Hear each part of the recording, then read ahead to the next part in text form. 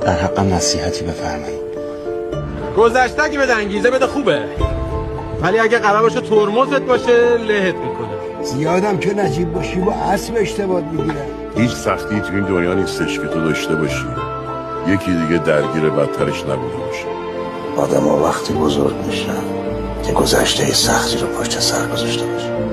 اگه یک قدم بری عقب دشمن 100 قدم میاد جلو. هیچ وقت کامل تموم نمیشه. هست، همیشه هست. مملکت آدم هم مثل ننه بابای آدم نمیشه ولش کرد. اگه راستش میگفتی خیلی بهتر بود. میدونی برای یه دروغ کوچولو همش باید دروغ بگی. این دیار برد با اونایی که فقط هم مخشون کار میکشن. یه وقت بخواید دلت مایه بذاری سوختی. روزی که فکر کردی یه چیزی رو از ته دل دوست داری هیچ وقت ولش نکن. ممکنه دوباره تکرار نشه. گریه مال مرده، فقط سر دو بالا میره.